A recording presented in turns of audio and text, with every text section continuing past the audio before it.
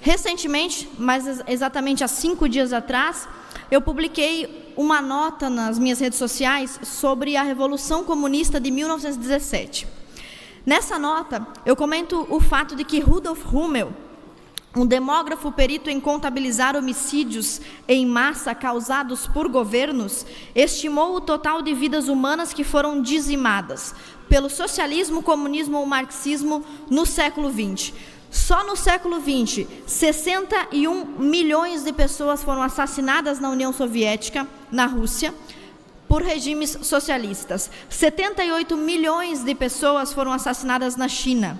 Se nós formos avaliar o que aconteceu em todo o mundo, cerca de 200 milhões de pessoas assassinadas por regimes socialistas e comunistas. Só para você ter uma ideia, apenas na União Soviética, 10 vezes a população de Santa Catarina, o número de mortos vítimas do comunismo.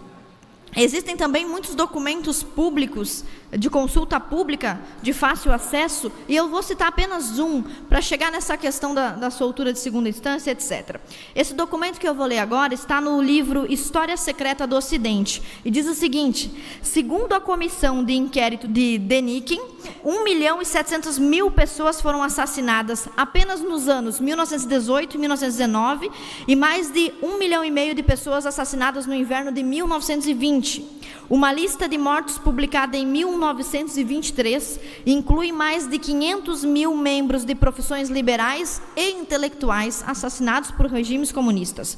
Durante essas execuções, quando a munição ficava escassa, quando acabava a munição, os prisioneiros eram levados em fila para os ancoradouros da Crimeia, amarrados em pedaços de ferro e afogados no mar, porque acabava a munição necessária para os comunistas dizimar pessoas. Em 1929, Nikolai Bukharin, companheiro de Trotsky, revolucionário comunista, em Nova York, escreveu em uma carta: não há na Rússia inteira uma única casa em que nós, comunistas, não tenhamos matado alguém. Isso é um pequeno depoimento público do que foi a chacina promovida por movimentos comunistas. Ainda no mesmo documento, os condenados foram soltos para praticar o assassinato de povoados inteiros. Eu vou repetir.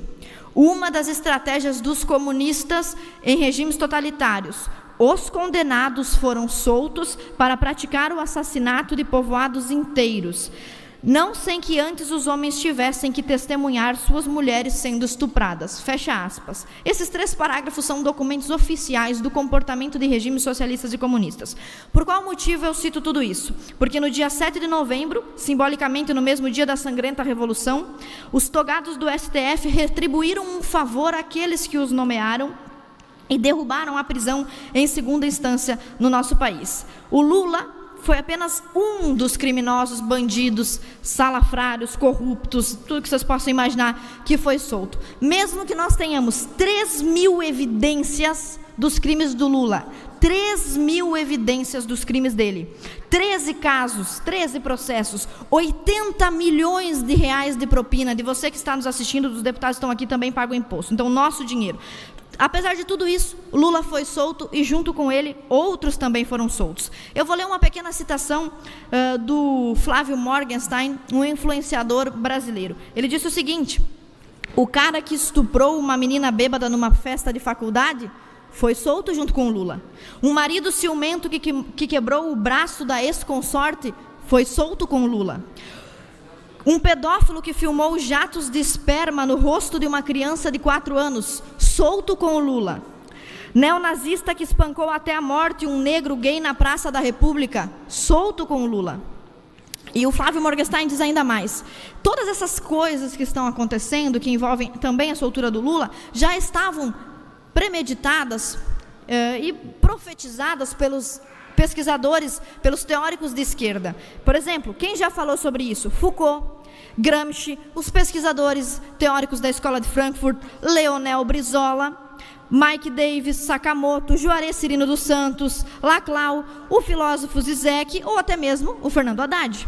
Pessoas de todo mundo têm falado sobre esse fenômeno. O que é esse fenômeno? É utilizar a criminalidade no Brasil ou em qualquer outro país, mas especificamente no Brasil, como um fio condutor. A criminalidade é o fio... Eu já falei sobre isso aqui na tribuna, antes mesmo desse caso, que é exemplar.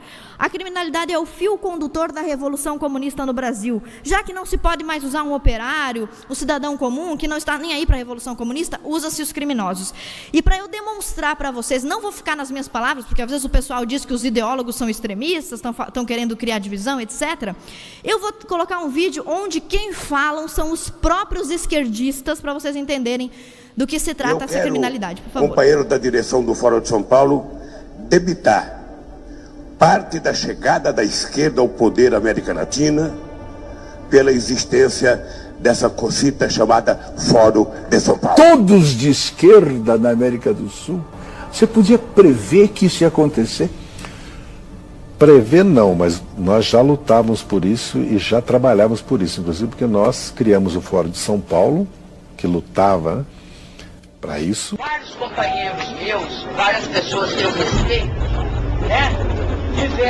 praticaram uma série de atividades, incluindo atividades armadas. Eu, especificamente, tive uma participação armada. El éxito de un país como Brasil es éxito también para América Latina, que pienso que estamos llamados a integrar.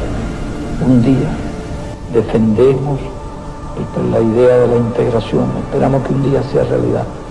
Entre otras cosas, cuando tenemos otra alternativa histórica y cuando hablamos de una América Latina unida y integrada, pensamos en Brasil, no concebimos el éxito de América Latina sin el éxito de Brasil y no concebimos la integración de América Latina sin la integración de Brasil dentro de América Latina. Me han honrado con sentarse esta noche a oír estas ideas de un soldado, de un latinoamericano entregado de lleno y para siempre a la causa de la revolución de esta América nuestra.